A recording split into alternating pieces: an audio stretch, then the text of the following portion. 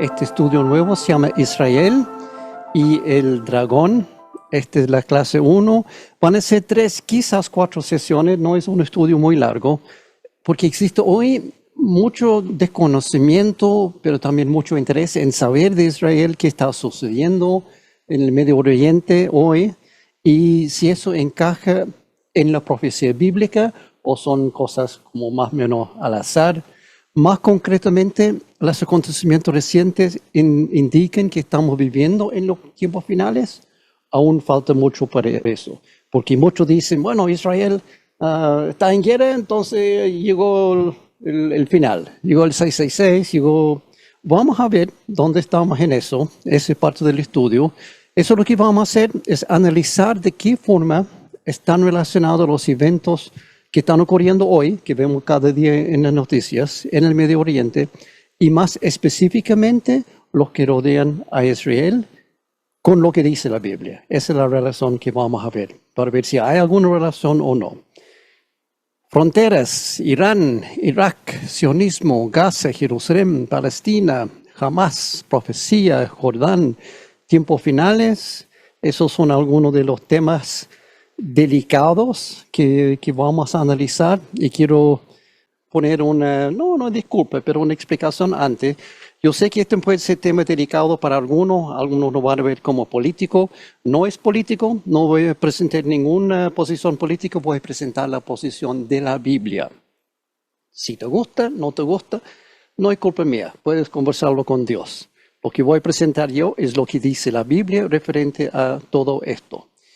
Estos son algunos de los términos clave que vamos a ver en detalle para mejor comprender lo que dice la Biblia sobre el Medio Oriente hoy y específicamente sobre Israel y su lugar en la profecía. Esta primera sesión vamos a ver más que nada Israel, casi 100%, y después en las otras sesiones vamos a seguir con los otros puntos, los otros países y otros temas. El curioso título, Israel y el dragón, viene directamente de una profecía sobre Israel en el capítulo 12 de Apocalipsis. Si ha visto alguna vez Apocalipsis, va a entender que a primera vista es muy enredado, no se entiende nada, pero vamos a descifrar lo que dice usando la Biblia para descifrar la Biblia. Entonces, lo que dice Apocalipsis 12, versículos 1 al 4 es: Apareció en el cielo una señal maravillosa, una mujer revestida del sol, con la luna debajo de sus pies y con una corona de 12 estrellas en la cabeza. Estaba embarazada y gritaba por los dolores y angustias del parto. Y apareció en el cielo otra señal, un enorme dragón de color rojo encendido que tenía 7 cabezas, 10 cuernos y una diadema en cada cabeza. Con la cola arrastró la tercera parte de las estrellas del cielo y las arrojó sobre la tierra. Clarísimo, ¿no? No, nada que ver, no es claro para nada. Primero visto, no tiene sentido alguno. Dragones y una mujer que tiene estrellas y soles y luna. Solamente cobra sentido cuando uno comprende que el tipo de literatura que está escrito este libro, el libro Apocalipsis, y el estilo de esta literatura se llama literatura apocalíptica. No vamos a profundizar en ese tema, pero básicamente Apocalipsis está escrito en este estilo literario que no usamos hoy. Nadie escribe literatura apocalíptica, por eso no lo entendemos, no sabemos cómo descifrarlo, pero era muy común en esa época cuando escribe Juan, al final del primer siglo. Entonces los que recibieron esta carta iban a entender el simbolismo. Para nosotros no es tan fácil porque es muy simbólica y no hay que tomarla literalmente. Esa es gran parte de entender literatura apocalíptica, no es literal.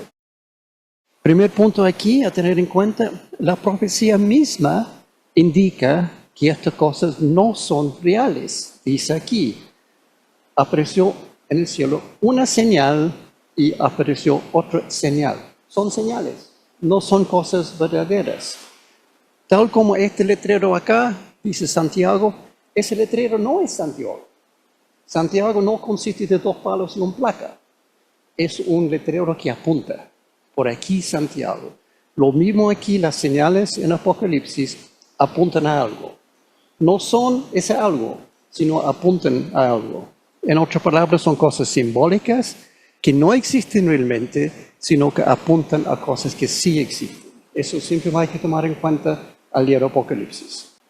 Los siguientes versículos nos dan más ejemplos de estas señales que no son reales en sí mismas, pero que apuntan a cosas que sí lo son. Vamos a leer versículos 4 y 5 ahora.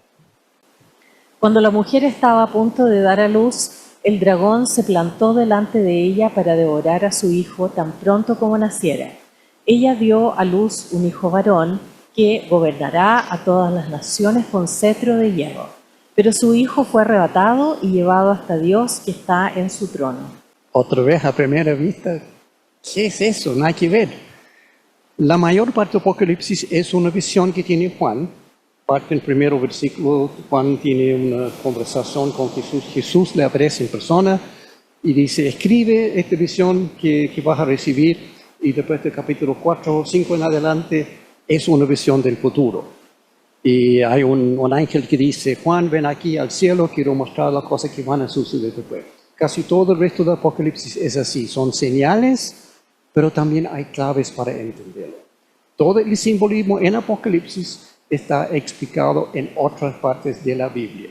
No hay que buscar en el Corán, ni el libro de Mormón, ni en las redes sociales.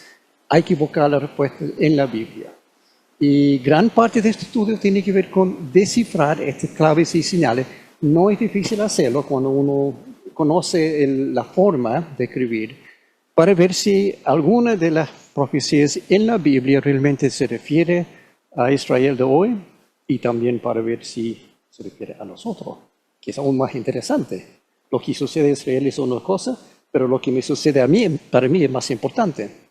En realidad, en esta profecía no hay dragones, mujeres, soles, lunas, estrellas, cuernos, coronas ni colas.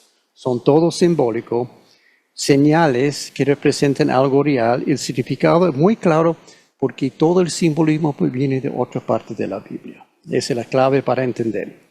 Por lo tanto, no vamos a entrar en por qué, pero sabemos por otra parte de la Biblia que esta mujer que está vestida del sol y luna y con estrellas representa a Israel. No es una mujer que está parada en el cielo, representa al país de Israel.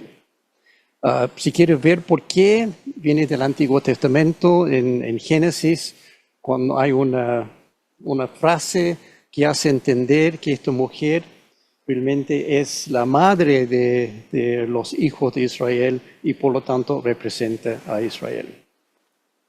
El dragón representa a Satanás. Y aquí puso una imagen como caricatura de Satanás. Realmente no es así. Es la forma que muchos piensan que es Satanás, pero yo quería ilustrar qué estamos pensando aquí. El dragón no es un dragón, es Satanás.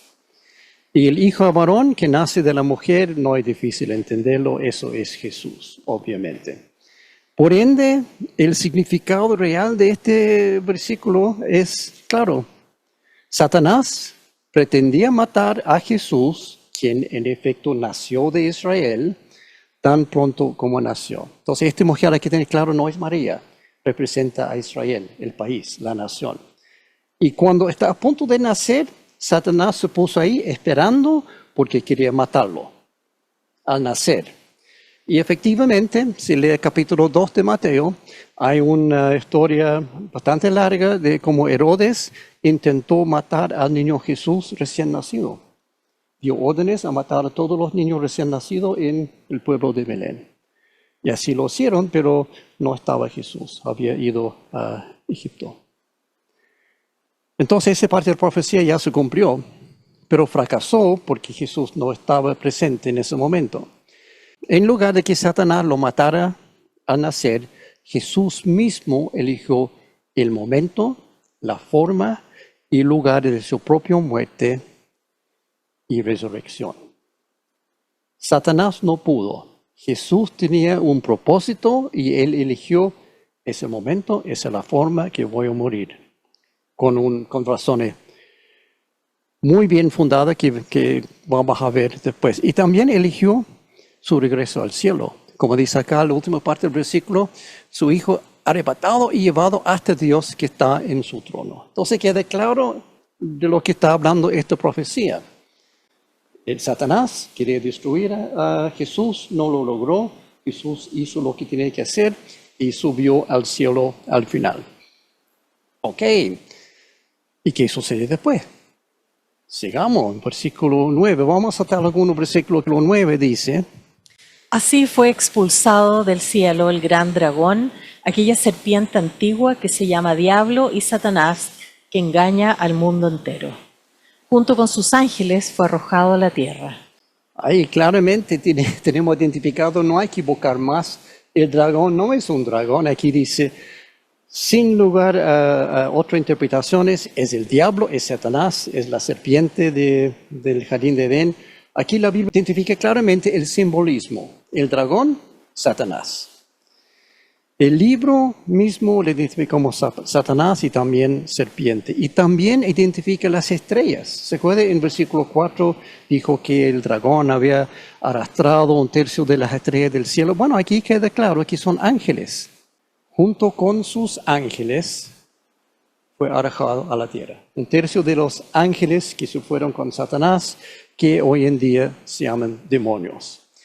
Todo eso es interesante, pero no es el punto que queremos lograr. Entonces se fue Satanás arrojado a la tierra. Versículos 13 y 15. Cuando el dragón se vio arrojado a la tierra, persiguió a la mujer que había dado a luz al varón. Aquí queda claro, simbolismo, y ahora no es tan difícil de entender. Como Satanás no pudo matar a Jesús, ahora quiere destruir a Israel, la mujer.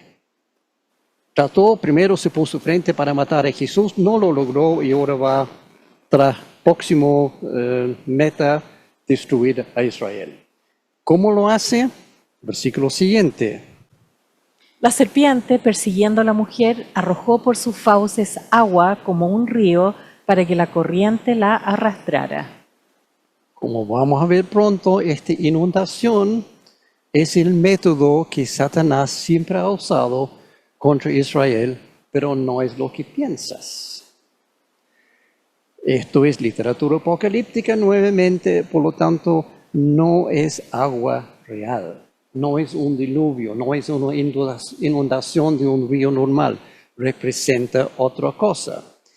Y aquí, Fran, te toca Daniel 11:10. Desde otra parte de la Biblia, aquí vamos a ver algunos ejemplos. Por ejemplo, Daniel 11:10, para entender el significado de un río en este sentido. Tocará a sus hijos alistarse para la guerra y reunirán a un gran ejército que, como una inundación, avanzará arrasándolo todo hasta llegar a la fortaleza. Jeremías 47, 1, 2 y la mitad del 3.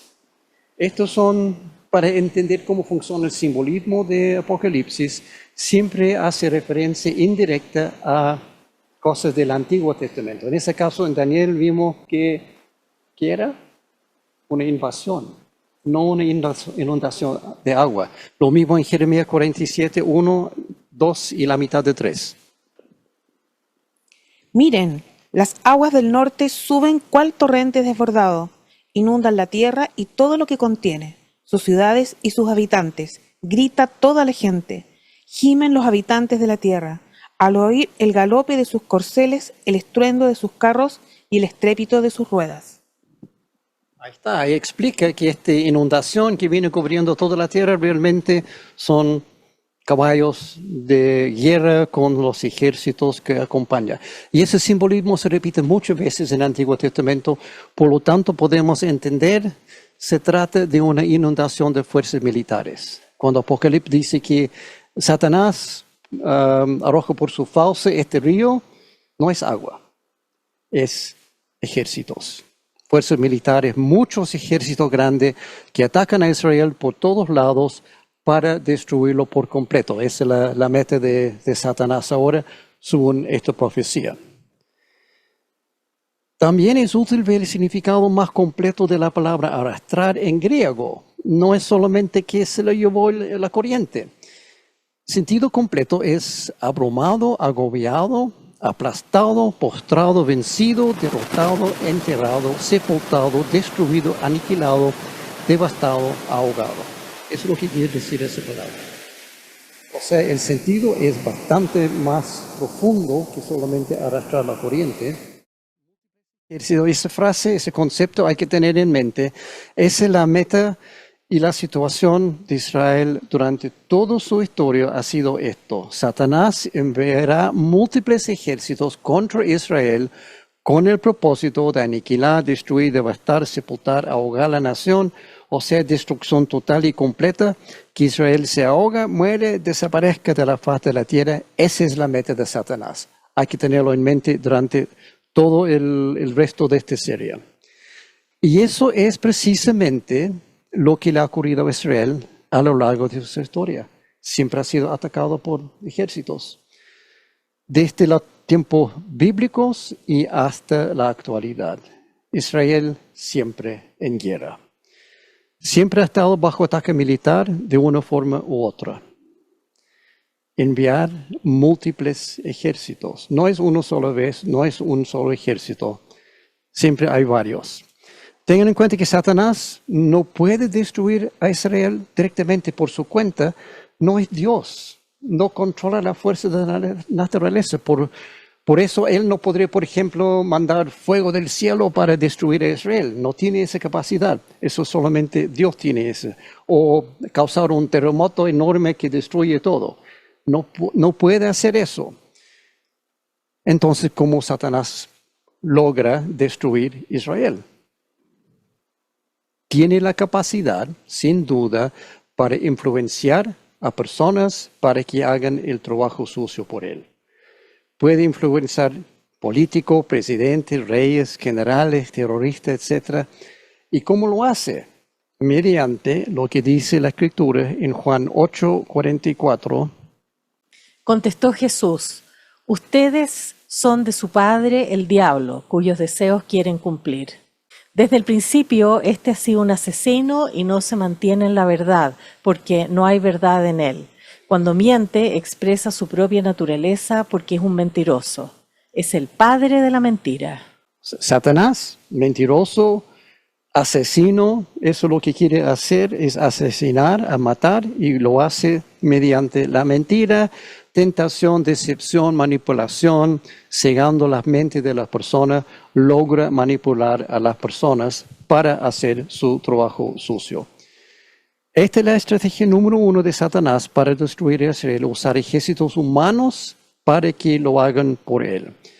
Y lo ha hecho muchas veces a lo largo de la historia. En el Antiguo Testamento, por ejemplo, Egipto, Siria, Asiria, Babilonia, los hititas, jebuseos, amoreos, cananeos, fereceos, jebuseos, moabitas.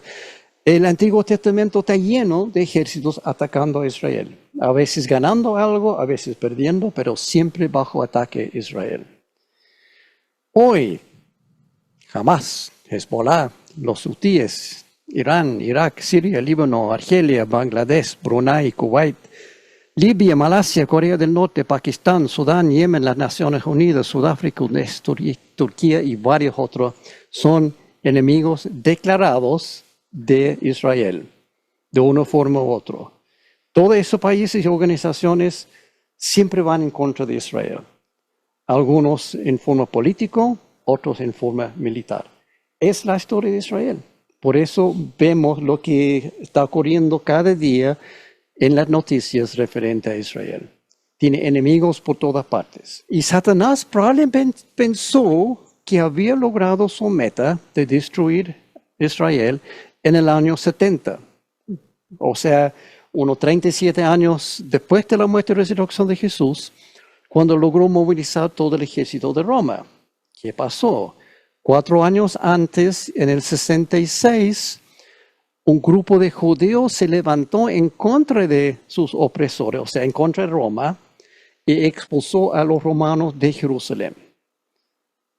Excelente, piensa uno, pero Obviamente no hay ningún secreto que Roma respondió con una gran fuerza militar y asedio a la ciudad de Jerusalén. 4 años después, en el año 70, destruyó por completo Jerusalén, quemando todo hasta el suelo, incluido el templo. No dejó nada del templo y muy poco de Jerusalén. Destrucción total del país. Mataron aproximadamente 1,1 millones de judíos en Jerusalén, otros 100,000 en Galilea, como también una cuarta parte de la población total de la región de Judea. Esos son datos históricos reales. Historiadores de ese tiempo informaron de lo que había sucedido en el año 70. O sea, destrucción terrible para los judíos y para el pueblo, la ciudad, todo. Israel fue completamente destruido, la nación dejó de existir en el año 70. Y Satanás probablemente estaba celebrando, logré mi meta, mi objetivo. Sobre todo considerando que el templo de Dios fue aniquilado por completo. Tal como había profetizado el Señor, en ese momento no quedó ni una piedra sobre otro en el templo. Todo derrotado. Incluso un historiador informa que todo el interior del templo está cubierto por oro. Por lo tanto, cuando quemaron el templo, el oro se derritió y fue entre las piedras. Por eso los soldados fueron botando las piedras para encontrar el oro que había llegado entre todas las grietas. Y por eso el templo no existe hasta hoy. No quedó ni piedra sobre otra piedra.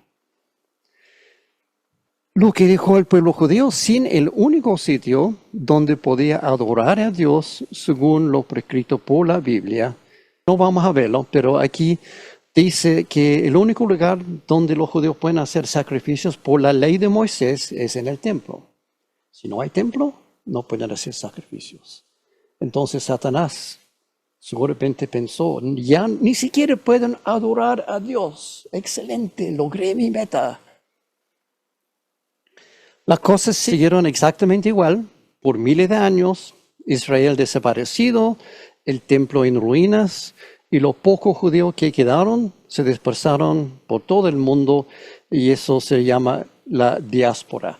¿Quedaron judíos en la ciudad, en la región? Sí, pero muy pocos. La mayoría se fueron por el resto del mundo, diáspora. En realidad todo eso cumple varias otras profecías del Antiguo Testamento. No tenemos tiempo para profundizar en todo eso hoy, pero todo lo que sucede alrededor de esa destrucción de Israel y la desaparición y la diáspora es también cumplimiento de profecía. Ya termina todo. Fin de la historia, el dragón feliz, hasta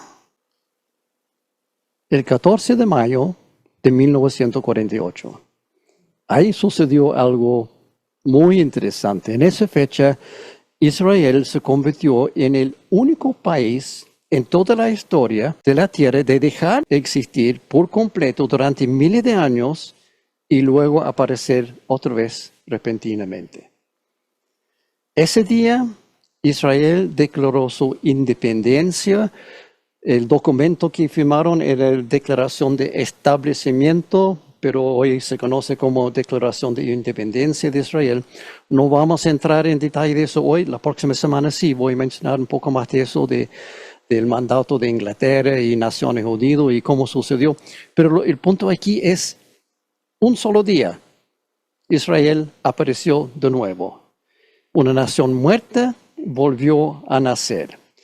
Algo que jamás había ocurrido nunca antes en la historia. Sin embargo, Isaías 66, del 5 al 11. Escuchan la palabra del Señor, ustedes que tiemblan ante su palabra. Así dicen sus hermanos que los odian y los excluyen por causa de mi nombre. Que el Señor sea glorificado para que veamos la alegría de ustedes. Pero ellos serán los avergonzados. Una voz resuena desde la ciudad, una voz surge del templo. Es la voz del Señor que da a sus enemigos su merecido. Antes de estar con dolores de parto, Jerusalén tuvo un hijo. Antes que le llegaran los dolores, dio a luz un varón. ¿Quién ha oído cosa semejante? ¿Quién ha visto jamás cosa igual? ¿Puede una nación nacer en un solo día? ¿Se da a luz un pueblo en un momento? Sin embargo, Sión dio a luz sus hijos cuando apenas comenzaban sus dolores. ¿Podría yo abrir la matriz y no provocar el parto? Dice el Señor. ¿O cerraría yo el seno materno siendo que yo hago dar a luz? Dices tu Dios.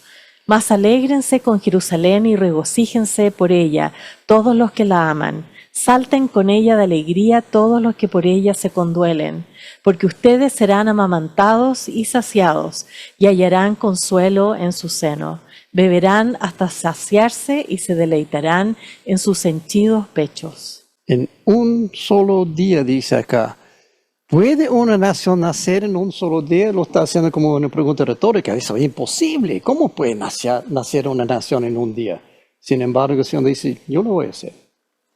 Y toma en cuenta, eso es 700 años antes de Jesús, esta profecía, 800 años antes de la destrucción de Israel, el templo, y 2600 antes de esta fecha, en 1948, Dios ya había profetizado referente que Él mismo iba a hacer ese milagro increíble, insólito, nunca antes visto en toda la historia. Hacer nacer una nación muerta, desaparecido, hacer nacer en un solo día.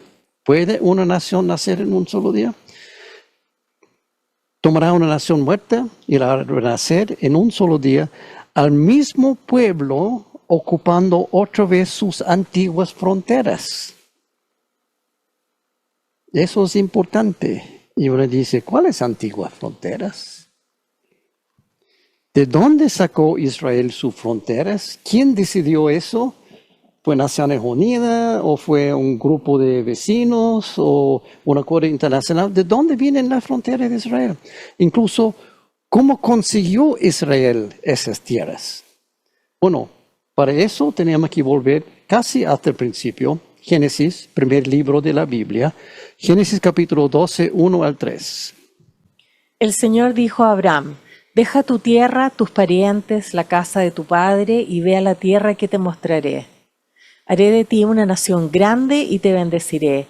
Haré famoso tu nombre y serás una bendición. Bendeciré a los que te bendigan y maldeciré a los que te maldigan. Por medio de ti serán bendecidas todas las familias de la tierra. Quizás una de las promesas más asombrosas de la Biblia. Dios promete convertir a los descendientes de Abraham en una gran nación y darles una tierra donde vivir. Es una promesa directa de Dios a Abraham y vamos a ver después, entender que Dios apareció a Abraham en persona. No es que solamente escuchó un pensamiento. Dios apareció en persona y dijo a Abraham, te voy a hacer una nación. Para poner esto en perspectiva histórica, aquí estamos en capítulo 12. Capítulo 11 de Génesis es la historia de la Torre de Babel, seguido por una genealogía que comienza con las palabras 2 años después del diluvio, cuando Sem tenía 100 años. Estamos hablando aquí muy temprano en la historia de la Biblia. Poco después del diluvio, poco después de Torre de Babel. Y ese capítulo 11 termina con un relato referente al padre de Abraham, un hombre que se llama Terach, que sale de la ciudad natal, donde Abraham también había nacido, que se llama Ur de los Caldeos, y van rumbando a otro lugar, pero paran en un pueblo que se llama Harán. Y muchos años después, muere Terach en Harán, sin llegar nunca al destino. Salieron para llegar y llegaron hasta Harán y terminó la cosa. Entonces fueron de Ur, para ponerlo aquí en mapa. Ur, ahí está en el sur de lo que hoy es Irak, casi en la costa. Y se fue a Harán, siguiendo el río básicamente. Eso es en Harán hoy en día. Han reconstruido el pueblo como era en los tiempos de Abraham. Probablemente esa es su forma típica de hacer las casas. Y el pueblo, como se puede ver, no era muy grande. Pensamos, gran ciudad. No, era un pueblo chico.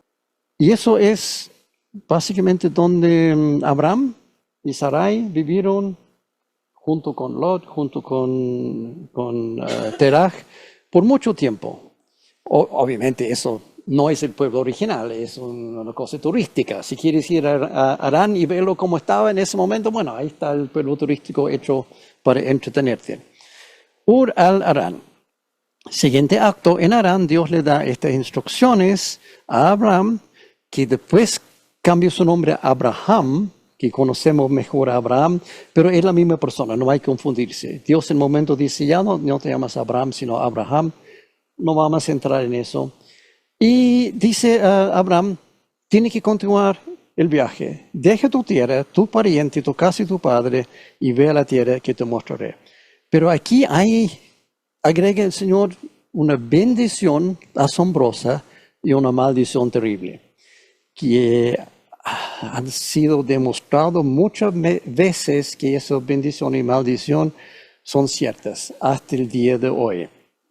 Dice acá, bendiciré a los que te bendigan y maldiciré a los que te maldigan. Palabra de Dios hacia Abraham. Aquí hay algo crucial que todos los cristianos deberían tener muy presente. ¿Quieres ser bendecido por Dios o maldecido? Lee ese versículo para saber. Si estás maldiciendo a Israel, ojo, Dios dice, voy a maldecir a los que te maldigan. No solamente Abraham, sino su descendiente que termina siendo Israel. Si quieres ser bendecido, entonces mejor bendiga a Israel y no maldice. Es algo para reflexionar. Volveremos a esto más adelante. Entonces, todo comienza cuando Dios le dice a Abraham en Harán que vaya a otro lugar para fundar la nueva nación. Pero no dice dónde. Dice, Abraham, levántate y anda. ¿Dónde? No dice. Simplemente le dice, ve. En lo próximo versículo tenemos claro. Génesis 12, del 4 al 5. Abraham partió tal como el Señor se lo había ordenado, y Lot se fue con él. Abraham tenía 75 años cuando salió de Harán. Al encaminarse hacia la tierra de Canaán, Abraham se llevó a su esposa Sarai, a su sobrino Lot, a toda la gente que habían adquirido en Harán y todos los bienes que habían acumulado. Salieron para la tierra de Canaán y allá llegaron. Ahora, la Biblia no dice en qué momento ni cómo, pero queda claro que en algún momento Dios había indicado a Abraham que tiene que llegar a ese lugar que se llama la tierra de Canaán. Nuevamente, en el mapa, partió en Ur con su papá, fue a Harán y ahora Dios dice, anda a este lugar que se llama Canaán. Versículos 6 y 7. Abraham atravesó toda esa región hasta llegar a Siquén, donde se encuentra el gran árbol de Moré. En aquella época los cananeos vivían en esa región. Ahí el Señor se apareció a Abraham y le dijo, yo daré esta tierra a tu descendencia. Ahí está el punto clave. De aquí proviene el derecho de Israel sobre esa tierra. Es un regalo de Dios. Yo daré esta tierra a tu descendencia. Clarito lo dice el Señor. Nota que la Biblia también identifica claramente quiénes vivían allá en aquel momento.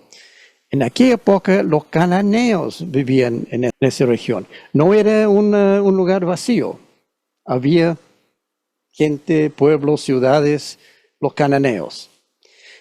Entonces aquí Dios está diciendo, en aquel momento, la tierra todavía pertenece a los cananeos. No lo está quitando en ese momento. En el futuro se le dará a los descendientes de Abraham, no a Abraham mismo.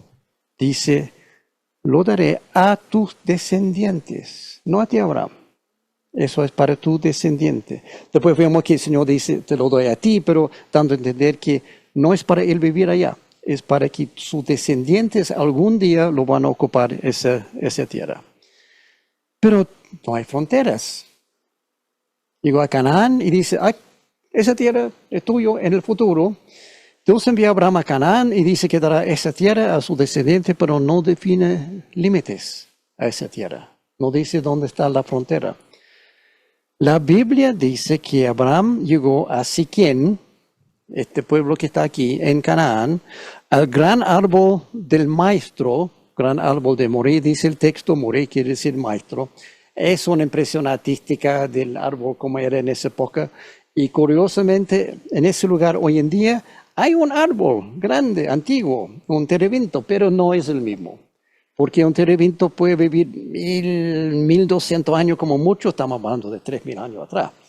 Entonces quizás es un nieto del árbol original, nadie sabe, pero en esa posición hay un árbol hasta hoy. En la zona donde vivían los cananeos, ¿y qué hizo ahí? Entonces Abraham edificó un altar al Señor porque se le había aparecido. El Señor puso frente a Abraham y dijo, esta tierra es tuyo. ¿Y luego qué? 8 al 9. De allí, Siquén se dirigió a la región montañosa que está al este de Betel, donde instaló su tienda de campaña, teniendo a Betel al oeste y Ai al este. También en ese lugar erigió un altar al Señor e invocó su nombre. Una cosa de Abraham, le encanta levantar altares para adorar al Señor. Y también hay un punto interesante aquí, entre Betel y Ai, ahí pasa Abraham, en la región montañosa. Vamos a volver a ese punto después. Sigamos leyendo. Después Abraham siguió su viaje por etapas hasta llegar a la región de Negev. Continúa su camino para el sur de Canaán hasta llegar al desierto de Negev. Negev es un desierto seco, seco, seco. No tan seco y árido como tenemos aquí en la norte de Chile, pero igual, no es un lugar bonito. Entonces ahí llegó Abraham y no hay indicaciones de frontera. Otro altar, habla con Dios de nuevo, pero Dios nos dice, tu frontera es de aquí por allá. No hay límites para esta tierra hasta el momento.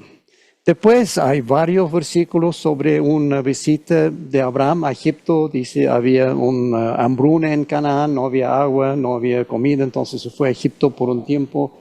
Y ahí mintió acerca de su esposa, Sarai, diciendo que no es su esposa. Todo un enredo que no es necesario ver. Y luego, cuando termina la hambruna, capítulo 13, del 1 al 4. Abraham subió de Egipto con su esposa, con Lot y con todos sus bienes en dirección a la región del Negev. Abraham se había hecho muy rico en ganado, plata y oro. Desde el Negev, Abraham fue de lugar en lugar hasta regresar al lugar donde había acampado al principio, entre Betel y Ai. En ese lugar había erigido antes un altar. Allí invocó Abraham el nombre del Señor. Ahí mismo el árbol grande llegó de nuevo al mismo altar, invocó de nuevo el nombre del Señor, todos regresan al mismo lugar de antes. Abraham llega a un acuerdo con Lot para separar aguas, porque las dos familias ahora son tan grandes, han sido tan bendecidos por el Señor, que han crecido y ya no pueden andar juntos. Es demasiado personas, ganado y todo eso. Entonces deciden separarse. Lot elige mudarse a la tierra al otro lado del Jordán, en un sector que hoy día se llama Jordania, más o menos. Entonces, ¿qué pasa? Versículo 14, 17. Después de que Lot se separó de Abraham, el Señor le dijo, Abraham, levanta la vista desde el lugar donde estás, mira hacia el norte y hacia el sur, hacia el este y hacia el oeste. Yo te daré a ti y a tu descendencia para siempre toda la tierra que abarca tu mirada. Multiplicaré tu descendencia como el polvo de la tierra. Si alguien puede contar el polvo de la tierra, también podrá contar tus descendientes. Levántate, recorre el país a lo largo y a lo ancho, porque a ti te lo daré. Wow, promesa increíble. En este momento Dios le da a Abraham todo lo que ve. Desde ese lugar, este altar que había erigido antes, en todas direcciones. Pero aquí agrega un punto importantísimo. Te daré a ti y tu descendiente para siempre. Esto no es momentario. Esto es permanente, esto es una promesa que no termina. Esa tierra es para Israel para siempre. Pero todavía no, en este momento dice, lo daré, no es para ti Abraham, es para tus descendientes, lo daré en el futuro, pero no ahora. No es el momento que Abraham puede plantar bandera y decir, esta tierra es mía. No, es una promesa para el futuro. Pero sigue sin mención de fronteras. Solo dice acá, todo que abarque tu mirada, lo cual no es de mucha ayuda. Para que tener claro, si uno está parado en terreno llano, se puede ver más o menos 5 kilómetros, esa es la distancia al horizonte por la curvatura de la Tierra. No puede ver más allá de eso, límite. Y yo creo, estoy seguro, que Canaán es un poco más grande que 5 kilómetros. Sin embargo, de esta altura se puede ver bastante más lejos. Y no olvide que dice la Biblia, es zona montañosa entre Betel y Ai. Y en esa zona hay 3 montañas de buena altura, todos de aprox 900 metros, algunos un poco más, otros un poco menos, pero de 900 metros, si tú estás parado encima de unos montes de 900 metros, puedes ver 107 kilómetros en cada dirección, bastante más lejos. Y para poner eso en perspectiva, aquí está un mapa de Israel hoy. Mira a su punto máximo, 115 kilómetros de ancho, 420 de largo. No es muy grande. Cabe dentro de la región metropolitana y de aquí hasta Coquimbo más o menos, esa es la extensión completa de Israel. Israel hoy, Betel está más o menos en el centro. Y si tenemos un círculo de 107 kilómetros, Abraham podría ver casi todo Israel hoy, de ese punto, presumiendo que él está parado encima de uno de esos montes de 900 metros. Muy interesante, pero aún no hay fronteras. Dice, todo aquí ve, perfecto, pero ¿cómo voy a marcarlo? Capítulo 14, el relato de encuentro entre Abraham y el sumo sacerdote Melquisedec, que no tiene importancia para esto, pero al final del capítulo 15 ocurre algo, 18 al 20. En aquel día el Señor hizo un pacto con Abraham. Le dijo, a tus descendientes daré esta tierra, desde el río de Egipto hasta el gran río el Éufrates, la tierra de los kenitas, los kenicitas, los cadmoneos, los hititas, los fereceos, los refaitas, los amorreos, los cananeos, los gergeseos y los jebuseos. Ahí el Señor pronuncia, toda esta tierra, todas estas naciones, Abraham, serán tuyos. Ahí tenemos un mapa, por fin tenemos fronteras, todo eso ya tenían fronteras más o menos identificadas. En realidad ese mapa es de la época de Samuel, unos 1000 años después. No encontré un mapa más temprano, pero por lo menos nos da una idea de la ubicación de esas naciones. Y esta tierra es muy similar al Israel de hoy. Muy similar. Poca diferencia.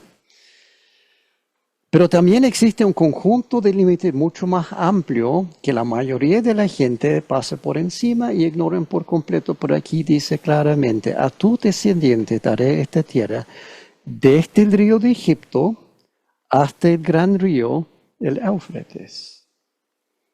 Para ver eso, tenemos que alejarnos un poco, hacer un zoom out, satélite. Esa tierra que estamos hablando es de Esa es la tierra que Dios da realmente desde el río de Egipto, o sea, el Nilo, hasta el gran río, el Éufrates. Esa es la tierra que Dios asignó a Israel. Desde el Nilo hasta el Éufrates. Abarca todo lo recorrido por Abraham, desde su hogar original en Ur de los Caldeos hasta el norte en Harán, que está más o menos al otro extremo del río, después cruzando por Canaán para llegar al Negev y cruzando Egipto. Toda esa tierra que Abraham había recorrido caminando, el Señor dice, Abraham, esa es tu tierra en el futuro. Incluye parcial o totalmente los actuales Egipto, Jordania, Siria, Arabia Saudita, Irak, Kuwait, Líbano y Turquía. Según la Biblia, todo eso está asignado a los descendientes de Abraham. Esas habrían sido las fronteras, pero en el siguiente capítulo sucede algo triste. Génesis 15, 2, 4, 9 a 12. Abraham aceptó la propuesta que hizo Sarai. Entonces ella tomó a Agar, la esclava egipcia, y se la entregó a Abraham como mujer. Abraham tuvo relaciones sexuales con Agar y ella concibió un hijo. Le dijo el ángel del Señor a Agar: de tal manera multiplicaré tu descendencia que no se podrá contar. Estás embarazada, darás a luz un hijo y le pondrás por nombre Ismael, porque el Señor ha escuchado tu aflicción. Entre paréntesis, Ismael dice: el Señor ha visto o el Señor ha escuchado. Será un hombre indómito como asno salvaje. Luchará contra todos y todos lucharán contra él, y habitará frente a todos sus hermanos. ¡Wow! ¡Qué profecía más rara! Como Abraham no esperó a Dios, quizás conocen la historia, Abraham ya está viejo y el Señor había dicho a tu descendiente toda esa tierra, y pasaron los años y Abraham dijo: no tengo hijos, ¿cómo mis descendientes? Habló con Sarai, la Sarai dijo: mira, toma mi esclava, acuéstate con ella y con ella puedes tener tu descendiente. Abraham no esperó lo que Dios tenía preparado, hizo eso y tiene un hijo que se llama Ismael. Y sus futuros descendientes iban a ser guerreros salvajes que siempre estarían al frente de sus hermanos.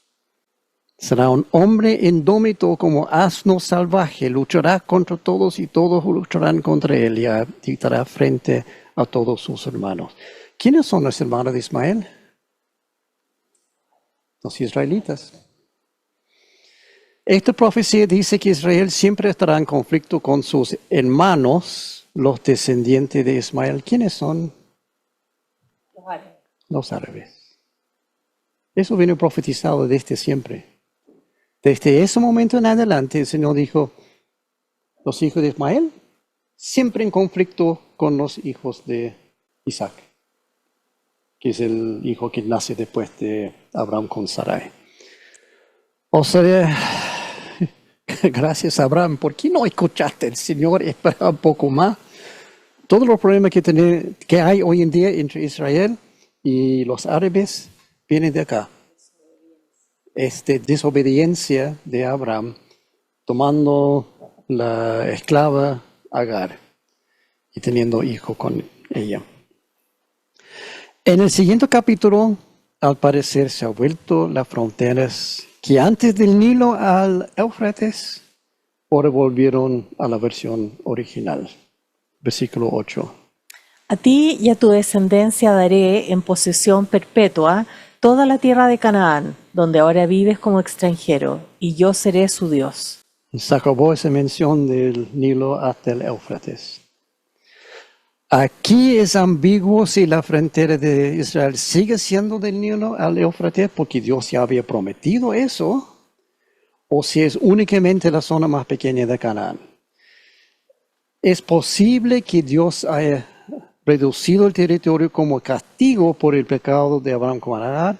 La Biblia no lo dice claramente. Algunos expertos dicen que sí, otros que no fue castigo, que siempre fue pensado así. Pero lo cierto es aquí el Señor dice: no, Abraham, tu tierra es Canaán.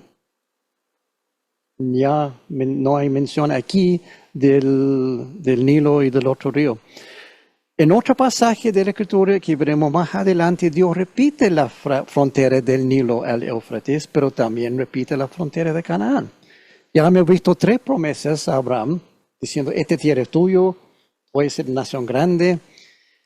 Y sigue varias veces más promesas para Isaac, para Jacob, y el terreno a veces se amplía, a veces se achica, es como un acordeón. No se sabe por qué. Hay una teoría que casi parece que Dios cambia la frontera entre estos dos extremos varias veces según cómo se comporta Israel en un momento dado. Cuando se portan bien, es Nilo Éufrates. Cuando se portan mal, Canaán. Lo que sí está claro aquí, nuevamente, la zona de Canaán definitivamente es una posesión perpetua. En posesión perpetua, toda la tierra de Canaán te doy a ti y tu descendiente Abraham. Segunda vez, Dios dice, esto Israel, este Canaán, Israel permanente. Nadie más tiene derecho. Esa tierra de Canaán siempre pertenecerá a Israel. Ahora, independiente de los cambios de frontera, es importante que Dios no retractó de su promesa de entregar toda esa tierra a los hijos de Abraham. De hecho, todo el territorio entre el Nilo y el Éufrates hasta hoy está habitado por los descendientes de Abraham. Canaán es habitado por descendientes de Isaac, hijo de Abraham con Sarai. El resto está habitado por los descendientes del otro hijo, Ismael. Dios nunca rompe su promesa.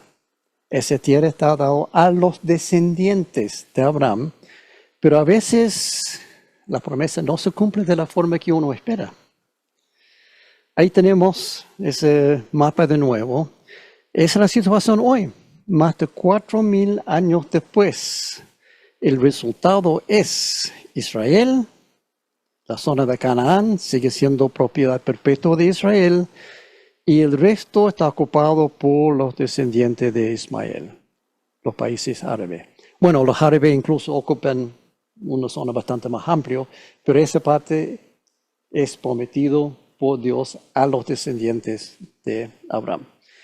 Quienes, según el ángel de Dios, son indómitos como asno salvaje, luchará contra todos y todo luchará contra él y habitará frente a todos sus hermanos. Aquí podemos ver gráficamente que es exactamente así. Habitan frente a sus hermanos, las naciones árabes frente a Israel. Entonces, ¿qué sucedió en el año 1948 cuando la nación de Israel nació en un solo día, tal como lo profetizó Isaías?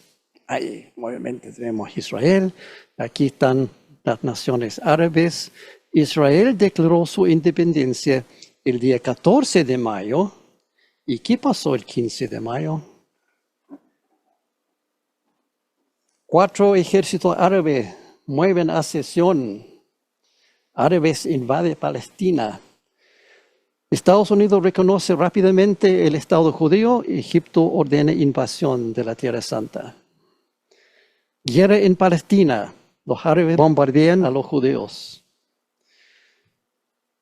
Los ejércitos árabes invaden Palestina, llegan a Gaza y bombardean Tel Aviv otra vez. Los judíos proclaman su nuevo estado y los árabes declaran guerra, batallas feroces.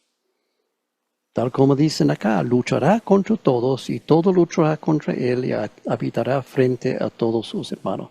Está cumpliendo la profecía de Dios dado a Agar incluso. Esta profecía no fue recibida por Abraham, sino por Agar, por su hijo Ismael. Y el día después de que Israel dice, somos nación de nuevo, atacan los árabes. La tinta no se había secado en la declaración de independencia de Israel cuando el dragón atacó otra vez. Apocalipsis 12:15. La serpiente, persiguiendo a la mujer, arrojó por sus fauces agua como un río para que la corriente la arrastrara. Como vimos antes, no es un río de agua normal, sino fuerzas militares abrumadoras, profetizado en Apocalipsis. El 15 de mayo de 1948, Israel fue atacado simultáneamente por los ejércitos de Egipto, Líbano, Siria, Irak, Jordania, Arabia Saudita y Yemen. Lo llamaron la guerra de exterminación. Esa agrupación en conjunto planificado, la guerra de la exterminación, que es exactamente lo que dice la profecía. cumpliendo otra profecía escrita casi 3000 años antes. Eso está en Salmo 83. 2 al 8. Mira cómo se alborotan tus enemigos, cómo te desafían los que te odian. Con astucia conspiran contra tu pueblo, conspiran contra aquellos a quienes tú proteges. Y dicen, vengan, destruyamos su nación, que el nombre de Israel no vuelva a recordarse.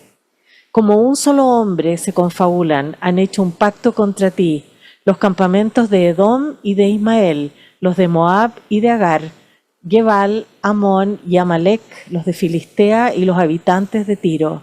Hasta Asiria se les ha unido, ha apoyado a los descendientes de Lot. Esa profecía no puede ser más clara. Anuncia exactamente cuáles son las naciones que van a atacar a Israel. Para ponerlo en contexto, aquí tenemos un mapa, mismo mapa. Egipto, Líbano, Siria, Irak, Jordania, Arabia Saudita y Yemen. Pero ese día Israel fue atacado por todos los que viven al frente, dice la profecía. Los ejércitos unidos contra Israel en ese momento sumaron 660,000 soldados. No todos fueron a la guerra, pero entre todos esos pueblos tenían 660,000 soldados. Israel tenía un día de existencia. Tal momento, el ejército completo de Israel consistía de 29,000 soldados, 10,000 rifles antiguos, 3 tanques obsoletos, 5 cañones pequeños, algunos camiones y 3 aviones en mal estado. Eso fue el ejército completo de Israel, el día de independencia. 660,000 soldados contra 29,000. Y mira aquí una cosa que encontré increíble. 30,000 soldados y 10,000 rifles. O sea, uno en cada 3 soldados israelíes tenía rifle.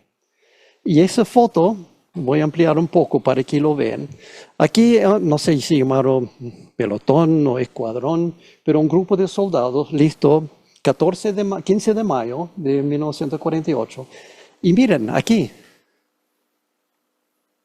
uniforme, no hay.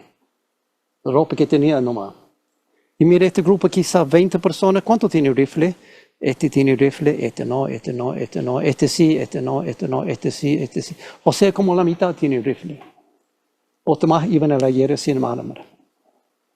Quizás tenían una pistola, quizás una granada, no sé, pero fueran a la guerra en fe, sin armamento. Hay varias historias del ejército de Israel, soldados que iban tal cual al frente a la batalla desarmados. Y cuando encontraron el cuerpo de un soldado enemigo, tomaron su rifle, tomaron su uniforme y seguían peleando. Es increíble. Pero uno piensa, ok, varios ejércitos grandes contra un ejército chiquitito de Israel, ¿cuál será el resultado? Bueno, es obvio el resultado, ¿no? Israel ganó. Es increíble. Y uno dice, ¿cómo es posible? ¿Cómo puede ser una nación chiquitita con menos de un día de vida, prácticamente sin ejército ni armamentos? ¿Cómo puede vencer una alianza de varios ejércitos enormes, muy bien equipados y con años de experiencia en el campo de batalla? Toma en cuenta que estamos 3 años después de la Segunda Guerra Mundial. Estos ejércitos tienen experiencia. Israel no. Son ciudadanos que vivían en esa zona, se juntaron, vamos a la guerra con lo que tenemos puesto contra este enorme ejército. La respuesta es muy sencilla, no fue Israel, sino Dios. Es la única explicación. Un ejército humano no podría lograr nada semejante. Pero contra todo ese gran número de soldados y tanques y aviones, Israel ganó. Es para no creerlo. Y el resto del Salmo 83, que vimos recién, con la profecía de 3,000 años atrás, también habla de esta batalla. Y ahí está la explicación. Del 13 al 17. Hazlos rodar como zarzas, Dios mío, como paja que se lleva el viento. Y así como el fuego consume los bosques y las llamas incendian las montañas, así persígalos con tus tempestades y aterrorízalos con tu tormenta. Señor, cúbreles el rostro de deshonra para que busquen tu nombre. Queden avergonzados y angustiados para siempre, que perezcan humillados, que sepan que tú eres el Señor, que ese es tu nombre, que sepan que solo tú eres el Altísimo sobre toda la tierra. Increíble.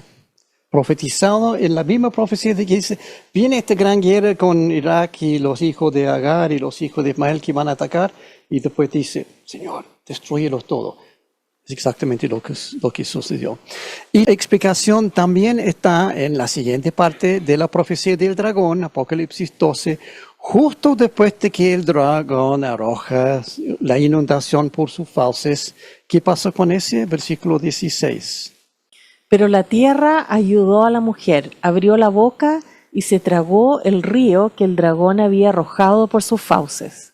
¿Será algún tipo de terremoto que de repente abre grietas enormes para tragar a los ejércitos? No, es mucho más simple esto. El significado es bastante más simple. Así la tierra abrió su boca para ayudar a la mujer. Este es apocalíptico nuevamente, no es literal. Es muy probable que la tierra que abre su boca se refiere a estos miles de tumbas abiertas tragando a todos los soldados enemigos de Israel muertos en combate. De esa forma la tierra ayudó a Israel, tragando los ejércitos muertos. Ahora, la Biblia no lo dice tan claramente, pero es como especulación, sí, pero muchos expertos dicen que es eso.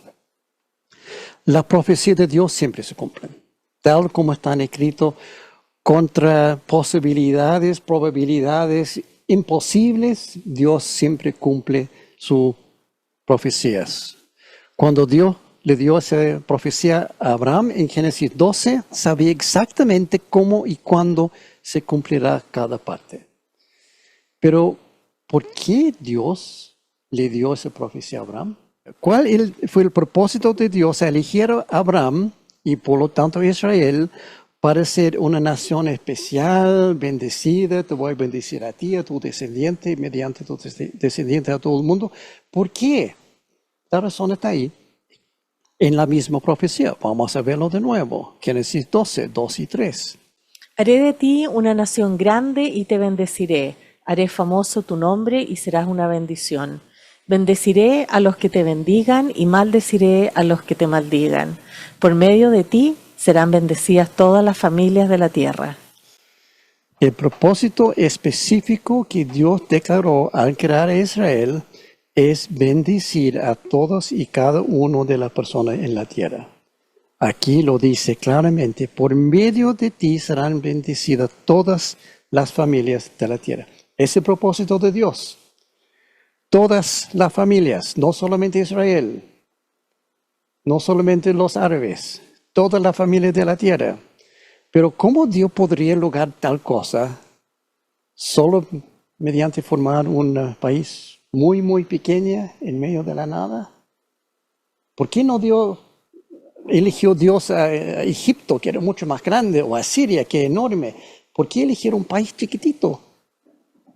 Para mostrar su poder, para mostrar su omnisciencia, omnipotencia. ¿Cómo puede un hombre muy viejo, pecador, padre de una pequeña nación obstinada, terca y rebelde, que rechaza a Dios múltiples veces, ser una bendición para todas las personas en el mundo? Eso también como que no entiendo, Señor, ¿cuál es tu propósito aquí? Dios también explica eso en versículo 7. Ahí el Señor se apareció a Abraham y le dijo, yo daré esta tierra a tu descendencia. Clave de esta profecía y de la Biblia entera está aquí en una sola palabra, descendencia. Nosotros no entendemos porque no hablamos hebreo. Esta es una traducción al español de la palabra hebreo que será. El significado es simiente, siembra, descendencia. Entonces descendencia está bien, es una buena traducción. claro, pero su significado principal es simiente. Eso es lo que dice la profecía. Yo daré esta tierra a tu simiente. ¿Y qué? Uno dice, bueno, ¿cuál es la diferencia? Descendencia. Bueno, ok. En el Nuevo Testamento el apóstol Pablo lo aclara sin dejar ninguna duda. Gálatas 3:16. Aquí estoy leyendo la Reina Valera porque está muy, muy claro. Ahora bien, a Abraham fueron hechas las promesas y a su simiente. No dice y a las simientes, como si hablase de muchos, sino como de uno, y a tu simiente, la cual es Cristo. Ahí está. La profecía de Abraham se refiere a Cristo. La bendición para toda la familia de la tierra que Dios prometió que vendrá a través de Abraham no es un trozo de tierra con fronteras, no es una nación o un grupo de personas. La promesa es Jesucristo. A través de Jesucristo voy a bendecir todas las naciones de la tierra. Y la naturaleza de ese nombre de bendición se explica muy bien en los versículos que vienen justo antes. Este versículo 16, vamos a ver 14 y 15. Cristo nos rescató de la maldición de la ley al hacerse maldición por nosotros, pues está escrito, maldito todo el que es colgado de un madero. Así sucedió para que por medio de Cristo Jesús la bendición prometida a Abraham llegara a las naciones y que por la fe recibiéramos el Espíritu según la promesa. Dios eligió a Abraham y creó a Israel con un solo propósito: que Jesús naciera para brindar salvación a todo aquel que lo aceptara y que reconoce su sacrificio en la cruz. Está muy claro aquí. Pablo está aclarando, dejando sin duda el propósito de Jesús y el propósito de su profecía original. Jesús cargó con la maldición que nosotros merecemos, el infierno. En cambio, nos ofrece la bendición de la salvación y la vida eterna con Dios en el cielo. Por eso existe Israel, para ser la nación donde Jesús naciera. Ese fue el propósito de la promesa a Abraham en Génesis 12. Tener una nación chica, pero suficiente, donde Jesús iba a nacer para ser la bendición para toda la tierra. A los que aceptan a Jesús. También por eso Satanás odia tan intensamente a Israel y hará todo posible para destruirla, porque Jesús destruyó los planes de Satanás.